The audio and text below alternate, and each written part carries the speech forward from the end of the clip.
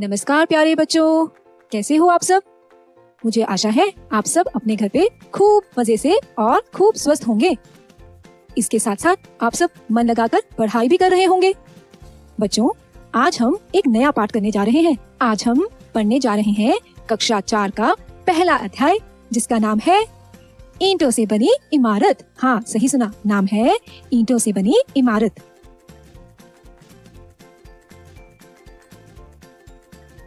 आज हम बात करते हैं कि इस पाठ में हम पढ़ने क्या वाले हैं, वह भी तो जानना जरूरी है ना। तो हम बताते हैं कि इस पाठ में हम क्या क्या पढ़ने वाले हैं। इस पाठ में हम पढ़ेंगे जागृति स्कूल में ईंटों का पैटर्न, ईंट का चित्र कैसे बनाएं, दीवार के अलग अलग पैटर्न, ईंट का आकार, ईंटें ही ईंटें भट्टी से निकली, मन ही मन गणित, भजन ने ईंटें खरीदी। इन सब विषयों के बारे में आज हम पढ़ने जा रहे हैं। हमने अपने आसपास बहुत सारी ईंटों से बनी इमारतें देखी होंगी, देखते हैं ना हम। अगर आप कहीं पुरानी जगह घूमने जाते हो तो आप देखोगे कि ईंटों से भिन्न भिन्न प्रकार के सुंदर डिजाइन बनाए जा सकते हैं। आइए इसके बारे में कुछ और जान लेते हैं। जागृति स्कूल में ईंटों का पैटर्न। यह मुर्शिदाबाद, पश्चिम बंगाल के जागृति स्कूल की सच्ची कहानी है। जब इसकी इमारत बनवाई जा रही थी, तब दीवारों और फर्श पर ईंटों के पैटर्न बनवाने की योजना थी।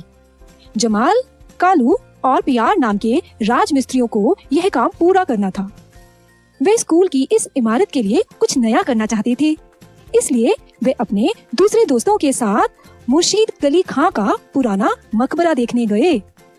इस इमारत में लगभग 2000 सुंदर सुंदर ईंटों के पैटर्न से बना फर्श है। इन्हें लगभग 300 साल पहले के मिस्त्रियों ने बनाया था। जी हाँ, 300 साल पहले। सभी मिस्त्री जोश के साथ वापस आए। जमाल ने कहा, उन दिनों ईंटों के कितने सुंदर पैटर्न बनाए जाते थे, हमने तो इन्हें भुला ही दिया था। चलो हम भी इस स्कूल के फर्श पर कुछ नए नए पैटर्न बनाएं। हर मिस्त्री ने अलग अलग पैटर्न बनाए। स्कूल को अपनी इस सुंदर इमारत पर गर्व महसूस होता है।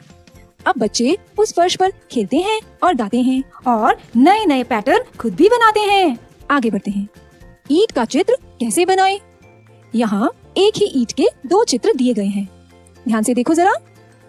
अगर बात करें चित्र नंबर 2 की, हम इसमें ईंट की एक सतह को देख सकते हैं, जबकि चित्र नंबर 1 में हम ईंट की 3 सतह को देख सकते हैं। आइए नीचे दिए गए प्रश्नों की मदद से हम ईंटों के बारे में और जानने का प्रयास करते हैं। एक ईंट में कितनी सतहें होती हैं? बोलो बोलो, देखो और बोलो, क्या उत्तर होना चाहिए?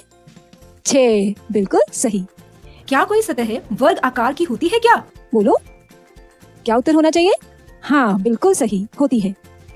ईंट की सबसे छोटी सतह का चित्र बनाओ। सब बनाओ, अपनी अपनी किताब पर, अपनी अपनी कॉपी पर बनाओ। ईंट की सबसे छोटी सतह का चित्र बनाओ। मैं आशा करती हूँ तुम बना रहे हो साथ साथ। आगे बढ़ते हैं। प्रश्न है, नीचे बनाई गई आकृतियों में से कौन कौन सी ईंट की सतह दर्शाती है? उसके आगे सही का निशान लगाओ।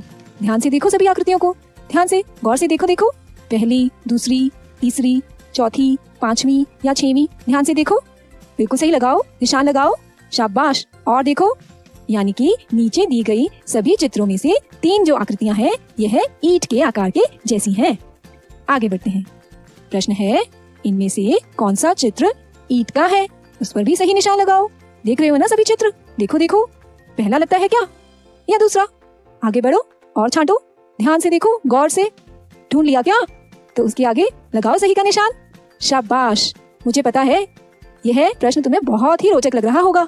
ढूंढ लिया ना, तो लगा दो सही निशान। आगे बढ़ते हैं। प्रश्न है, बॉक्स का ऐसा चित्र बनाओ जिसमें उसकी 3 सतह नजर आए। बनाओ, बना सकते हो ना? जिसमें आपको तीनों सतह दिखानी है। बनाओ बनाओ, सब बनाओ, अपनी अपनी कॉपी में बनाओ। शाबाश, बनाओ, बहुत अच्छे। हाँ, इसी प्रकार बनाओ। आगे बढ़ते हैं। क्या हम इस बॉक्स का ऐसा चित्र बना सकते हैं जिसमें उसकी चारों सतह नजर आए? क्या बना सकते हैं? क्या ऐसा करना संभव है? सोचो, बोलो बोलो। नहीं बना सकते, बिल्कुल सही। हम सिर्फ 3 सतह वाला चित्र ही बना सकते हैं, 4 वाला नहीं बना सकते। आइए बच्चों, कुछ और प्रश्नों के उत्तर जानने की कोशिश करते हैं। पहला प्रश्न, पश्चिम बंगाल के मुर्शिदाबाद में किस स्कूल में दीवारों तथा फर्शों पर ईंटों के पैटर्न बने हैं? बोलो, ये तो हमने पढ़ लिया। बोलो बोलो, क्या नाम है? बिल्कुल सही, जागृति स्कूल में।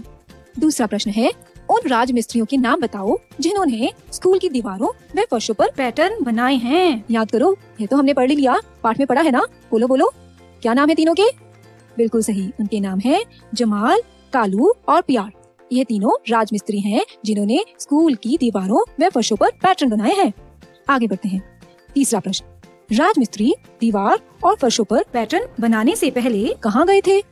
याद करो, कहाँ गए वह? याद है ना? उत्तर है, वह ईंटों के नए पैटर्न सीखने के लिए मुर्शीद कुली खां का पुराना मकबरा देखने गए। अगला प्रश्न, मुर्शीद कुली खां के पुराने मकबरे में ईंट के पैटर्न लगभग कितने वर्ष पहले बनाए गए थे? सोचो, ये भी हमने पढ़ा है, सोचकर बताओ जरा। उत्तर है 300 साल पहले। बहुत लंबा समय है ना, 300 साल पहले बनाए गए थे। पांचवा प्रश्न, सभी मिस्त्रियों ने वापस आकर क्या कहा? याद है ना, पाठ में पढ़ा है हमने, क्या कहा? उत्तर है, वापस आकर मिस्त्रियों ने कहा कि उन दिनों ईंटों के कितने सुंदर पैटर्न बनाए जाते थे। अगला प्रश्न, क्या आपने कभी इस तरह के ईंट के पैटर्न देखे हैं? बोलो, ध्यान से सोचो और बताओ, क्या कभी आपने इस तरह के ईंट के पैटर्न देखे हैं कहीं? कहाँ देखे होंगे? सोचो। हाँ हाँ बोलो, बिल्कुल सही। हाँ, मंदिरों तथा सरकारी भवनों की दीवारों पर ऐसे पैटर्न आसानी से देखे जा सकते हैं। अगला प्रश्न, पुरानी इमारत के फर्श पर लगभग कितने ईंटों के पैटर्न बने हैं? बोलो। उत्तर है, लगभग 2000 सुंदर सुंदर ईंटों के पैटर्न हैं। सुंदर सुंदर कितने पैटर्न बनाए हैं? 2000।